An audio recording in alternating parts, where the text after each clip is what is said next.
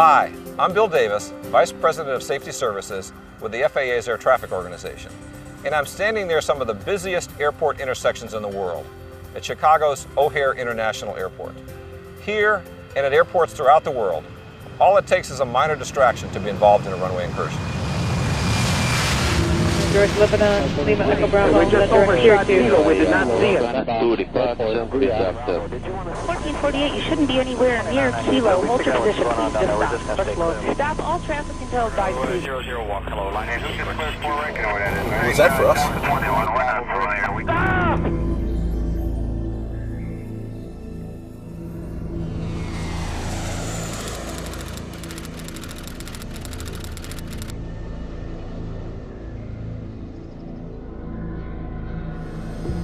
April 1st, 1999. In the early morning hours, Air China 9018 deviates from its assigned taxi route and enters runway 14, where Korean Air Flight 36 has just been cleared for takeoff. February 1st, 1991. U.S. Air Flight 1443, a Boeing 737, was on final approach to LAX. SkyWest Metro 5569 was cleared to position and hold on the same runway, 24 left. The 27th of March, 1977, Tenerife in the Canary Islands. A KLM 747 begins its takeoff roll, while unbeknownst to its crew, a Pan Am 747 has begun to taxi utilizing the same runway, 12, as a taxiway. Getting to and from a runway has become increasingly complex. Situations like these can occur anywhere to any pilot at any time. Runway incursions occur almost daily, and over 40% of these incursions involve commercial aircraft. Reducing this incursion risk is one of the FAA's highest priorities.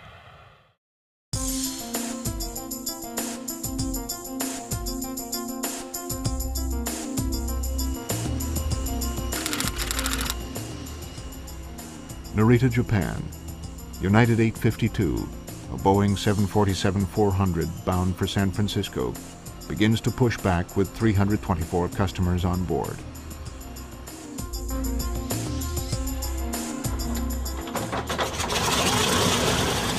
Anchorage, Alaska. Northern Air Cargo, call sign Yukon 50, begins to taxi from the ramp. This DC-6 will travel to the remote western airport of Unalakleet to pick up a load of Alaskan king crab.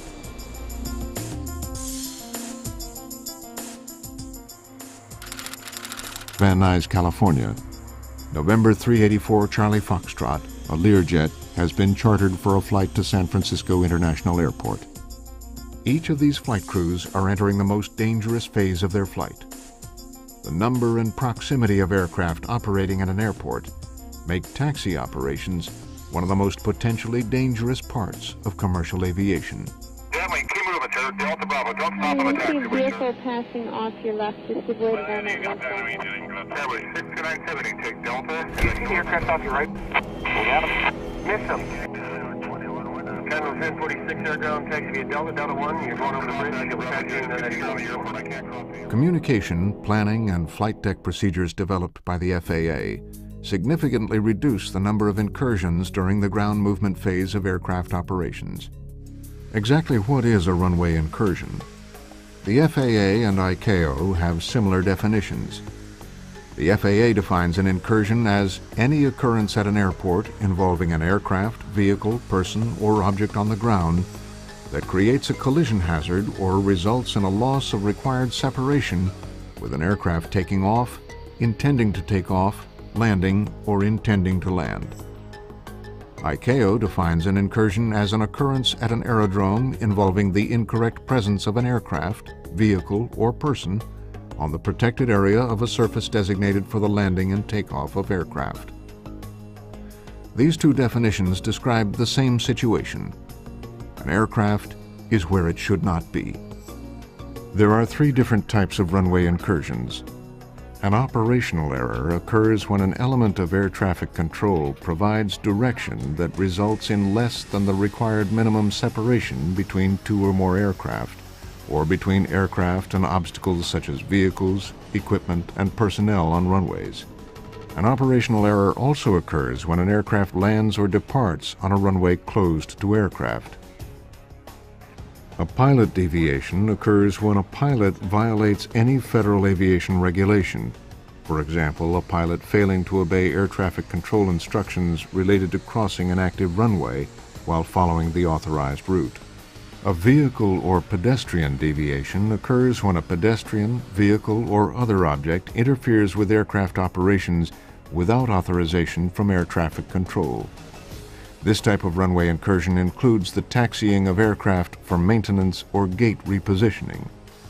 There has been a steady increase in the number of runway incursions at airports throughout the world.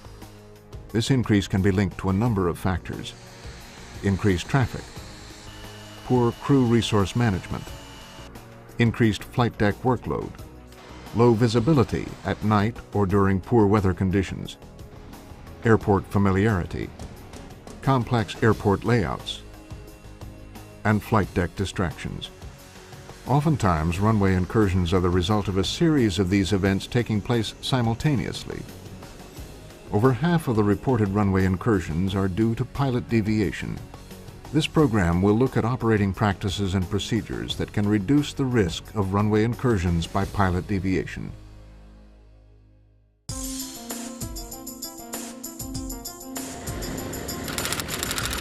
Yukon 50 has just received taxi instructions, which will take them from a hangar located on the west side of the Anchorage International Airport to a position just short of runway 6 left. With intersecting runways and taxiways, communication must be clear and exact. Anchorage ground, Yukon 50, ready for taxi with Whiskey. Good communication with air traffic control is essential to avoid runway incursions. 1/3 of all incidents are attributed to communication errors between the pilot and air traffic control. There are several communication procedures that can reduce or eliminate incursions during ground operations.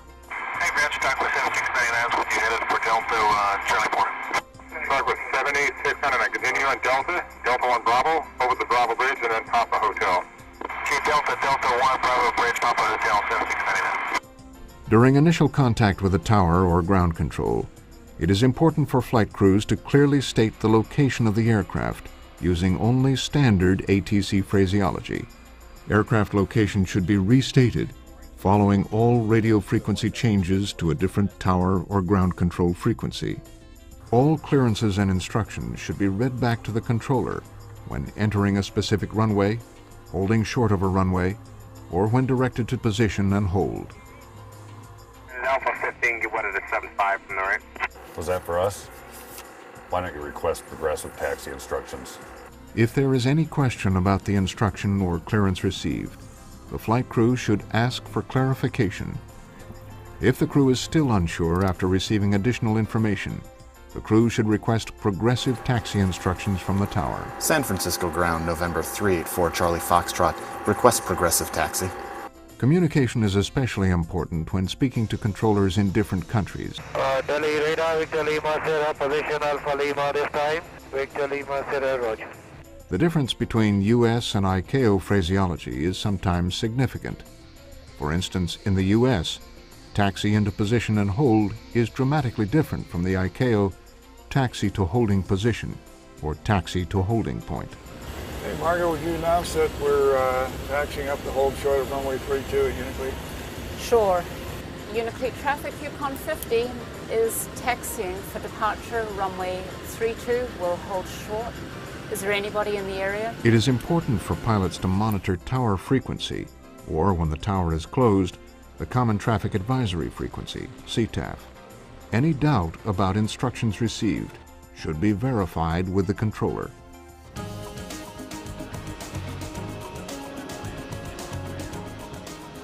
United 852, bound for San Francisco, has traveled from its gate to the runway threshold. The flight crew of this wide-body aircraft has been given permission to position and hold on the longer and often preferred runway 34 left.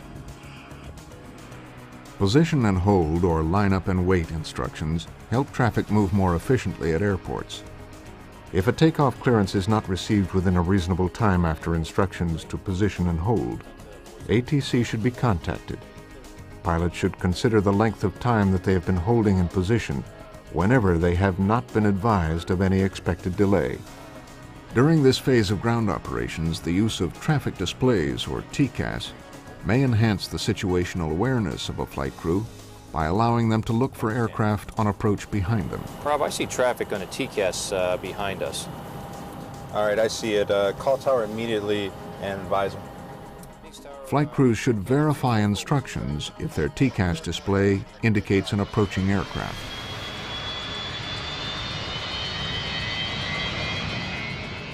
When given last-minute turn-off or land and hold short instructions, flight crews should immediately respond unable if there is any doubt about the ability to comply. Taxi instructions should not be acknowledged until the aircraft has completed its rollout and has reached taxi speed. Finally, it is important to minimize flight crew distractions during communication by maintaining a sterile flight deck during arrival and departure operations. There are several additional resources that you can view related to flight deck communication and phraseology. This completes the chapter on communication procedures.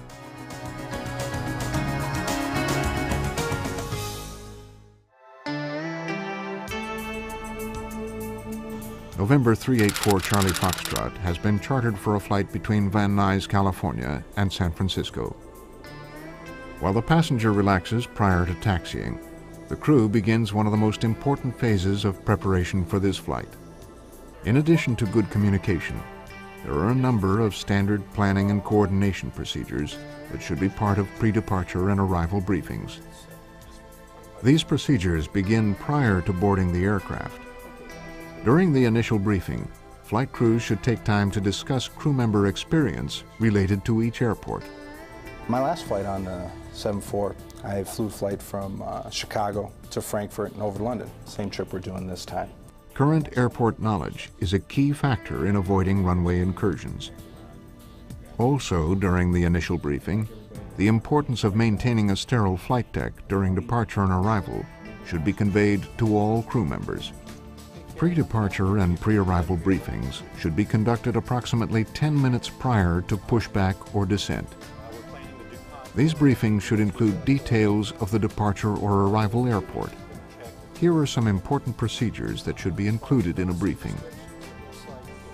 Using an airport diagram chart, the flight crew should identify any known airport runway incursion hotspots and discuss any recent changes to the airport, such as closed pavement or areas where construction is underway.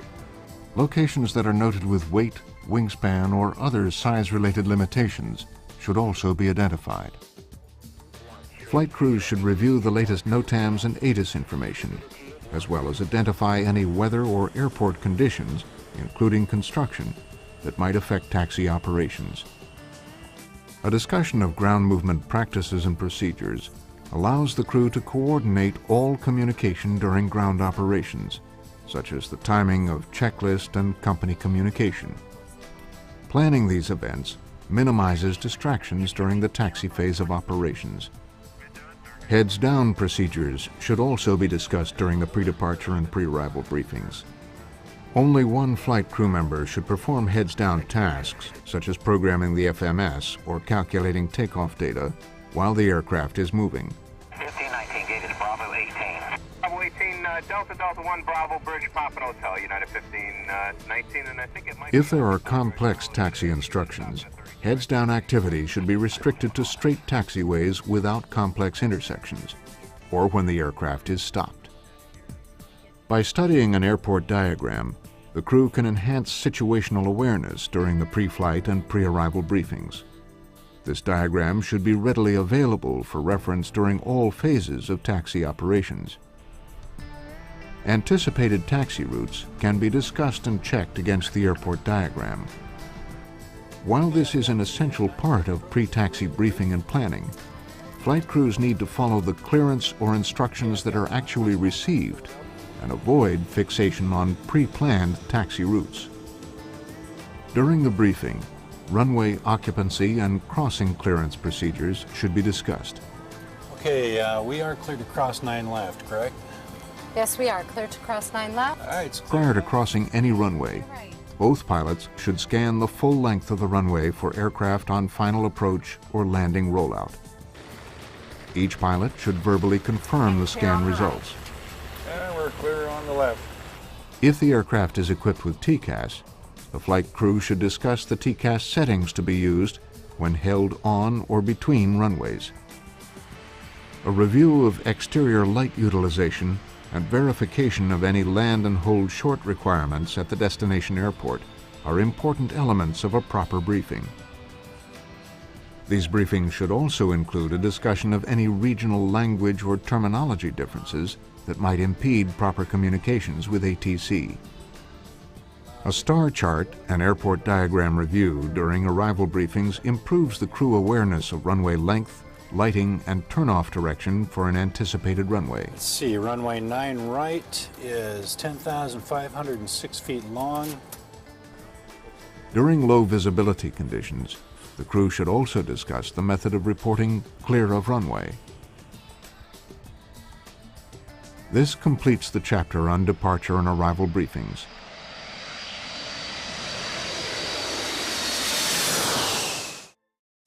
Turn left on Kilo. Lights runway 19 out of service. Just cleared 4 right, joining Delta. This plane is 2 miles east of the airport. For additional information, Safe flight begins and ends when the airplane is parked at the gate. While the aircraft is taxiing, there are numerous procedures and practices that will help prevent runway incursions. At many airports, taxi instructions can be very complex. Cactus 721, we're not familiar. We cross the bridge here on Bravo and then take a left to Papa to go to the 32 right pad to hold. Is that correct? Correct, Cactus 721. The first left turn, that'll be Papa, and then the 32 right pad is just on the other side of the Alpha Bridge. During complex ground operations, pilots are extremely busy. Misunderstanding or forgetting any part of taxi instructions can lead to runway incursions. By writing down the taxi instructions, a crew can eliminate this danger. It can also be used for readback to ATC and crew member coordination. Once taxi instructions have been received, both pilots must understand and verbally agree on all instructions. We'll make the right turn November, Quebec, await further instructions. If there is a misunderstanding or discrepancy, it should be resolved with ATC prior to taxiing. Why don't we request progressive taxi instructions? Frankfurt Ground American 42, requesting progressive taxi instructions, please. When a pilot becomes unsure of the aircraft location while taxiing, progressive taxi instructions should be requested. When anticipating a clearance to cross or taxi onto an active runway, both pilots should monitor the tower frequency. When following taxi instructions, all turns should be verbally confirmed by both pilots. It looks like November's the next 90-degree left turn. Okay, got it. All flight deck crew members must concur that a runway occupancy clearance has been received. Any runway occupancy clearance must be acknowledged. David, final? All considered, yes. Before moving onto an active runway, both pilots need to scan the entire runway, including both approaches, and verbally confirm that the runway is clear. This also applies to crossing active runways. If you are held on a runway for a period of time that is more than reasonable considering the current conditions, contact the tower and confirm the clearance to hold on the runway. Low visibility creates additional hazards to aircraft while taxiing. While modern aircraft are equipped with automation that can land under low visibility conditions, there is no such corresponding technology to aid pilots while taxiing. When visibility is low, all heads-down duties should be completed when the aircraft is stopped or while taxiing straight. Pay special attention when a runway is being used as a taxiway during low visibility situations. In all ground operations, it is important to utilize the appropriate lighting configuration for the aircraft. The more conspicuous the aircraft, the more likely you will be seen by other aircraft during taxi operations. This is even more important while taxiing at night or during adverse weather conditions. There are specific lighting configurations for each phase of ground operations. These configurations will be discussed within the next segment of this program.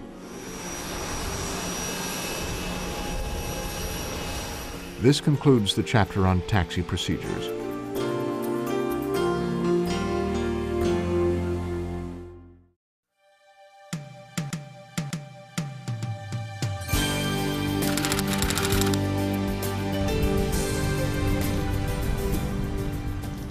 Yukon 50 has landed at the remote village of Unalakleet on the far western shore of Alaska.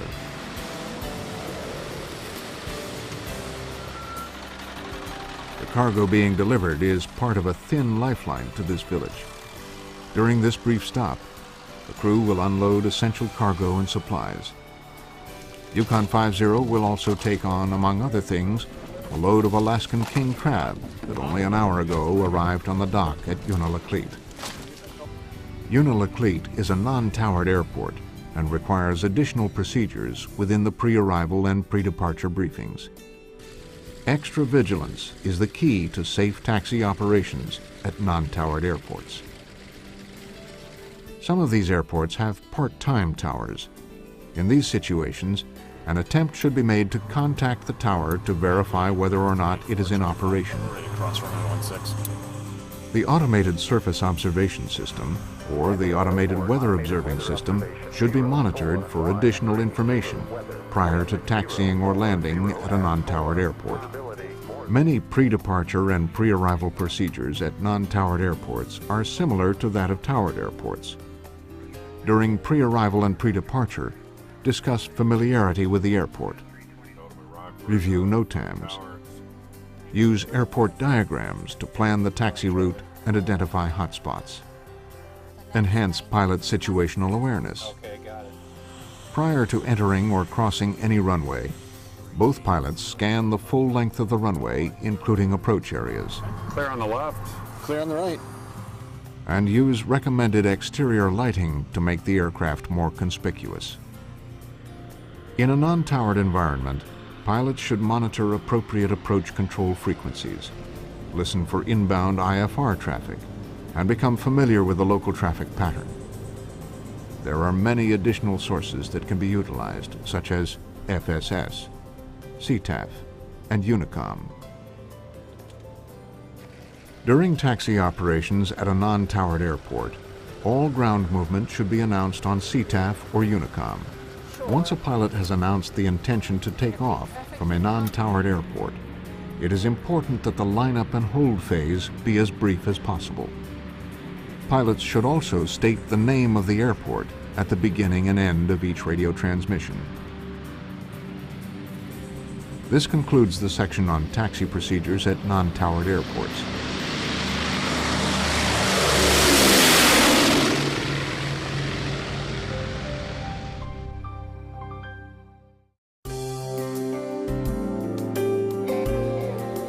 United 852 has completed its 10-hour journey across the Pacific and is now on final approach to San Francisco International Airport. Navigating a busy airport is even more difficult when weather is not favorable. Taxiing at night or during adverse weather conditions such as rain, snow, or fog can make even simple taxi operations a challenge. Proper use of exterior aircraft lights make an aircraft more conspicuous and signal location and intent to other pilots.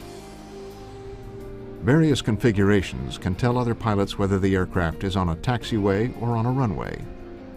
When on a runway, they can signal whether an aircraft is holding for takeoff clearance, crossing an active runway, or accelerating down the runway for takeoff.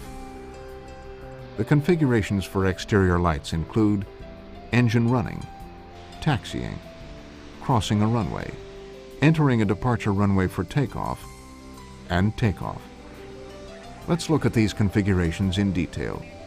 Whenever the engines are running, it is important that the rotating beacon is illuminated. This beacon should be illuminated before engines are started. Prior to taxiing, the navigation lights should be illuminated. Before any aircraft movement, the taxi lights should be added to this configuration. When crossing any runway, all exterior lights should be illuminated. This includes the rotating beacon, navigation, strobe, taxi, and landing lights. When entering a departure runway, the rotating beacon, navigation, taxi, and strobe lights must be illuminated. Once a flight crew receives clearance for takeoff, the landing lights should be added to this configuration. During night operations, when taxiing into position on a runway, pilots should consider lining up about 1 meter off the center line to make it easier for other pilots to distinguish the aircraft lights from the in-pavement runway lights. Following these simple lighting procedures makes each aircraft more conspicuous, and pilots will have an easier time maintaining their situational awareness on the ground. This completes the chapter on exterior aircraft lighting configurations.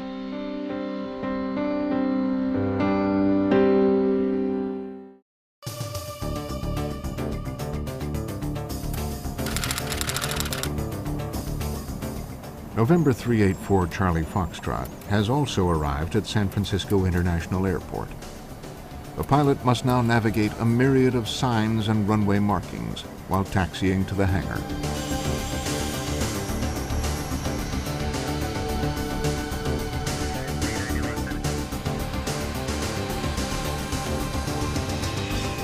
Airport taxiways and runways are extremely complex and busy environments. At night or during low visibility conditions, the signs and markings can be even more confusing to the pilot who is unprepared. It is extremely important for pilots to be familiar with the layout, markings, and signs of each airport. Here is a brief look at the signs and markings flight crews may encounter. A taxiway location sign indicates an aircraft's current location. It is oftentimes co-located with direction signs or a runway holding position sign. Runway holding position signs are located where a taxiway intersects a runway. These signs typically have 2 numbers. In this example, runway 32 is to the left and runway 14 to the right. This sign is located next to the holding position marking painted on the taxiway. Runway approach holding position sign. This runway approach holding position sign requires pilots to hold here when the controller specifically states to hold short of a runway approach. Taxiing past this sign could result in a runway incursion when the designated runway is active. It is always located next to yellow holding position markings on the pavement. ILS critical area holding position sign. When the ILS critical area is being protected, the pilot should stop so no part of the aircraft extends beyond the holding position marking. When approaching the holding position marking, a pilot should not cross the marking without ATC clearance. Controllers will issue instructions to hold short of the ILS critical area when weather conditions require the area to be protected. ILS critical area boundary sign. This sign is located on the runway side of the ILS critical area holding position sign and is next to the ILS holding position markings. It is seen by pilots leaving ILS critical areas. A no entry sign indicates an area prohibited to aircraft. This sign is found at the entrance to a one-way taxiway or at the intersection of a road intended for vehicles. An inbound destination sign uses an arrow to indicate the direction of a specific destination. Outbound destination signs indicate a common taxi route to runways with an arrow pointing out the direction of the taxi route. A dot separates 2 destinations. In this example, runways 27 and 33 are to the right. A direction sign for runway exit is located on a runway just prior to a taxiway intersection. This sign appears on the same side of the runway as the exit. Runway location signs identify the runway on which an aircraft is currently located. Taxiway ending markers are located on the far side of an intersection and indicate that a taxiway does not continue. A runway boundary sign faces the runway and is visible to pilots exiting the runway. It is located next to the yellow holding position markings painted on the taxiway pavement. Taxiing past this marking indicates an aircraft is clear of a runway.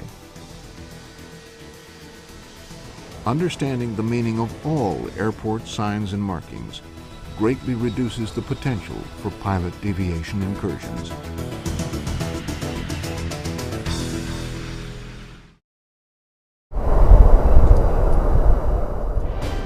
United Flight 852, Yukon 50, and November 384 Charlie Foxtrot have each arrived safely at their destinations without incident. Yet over 300 times a year, aircraft are involved in dangerous and sometimes deadly runway incursions.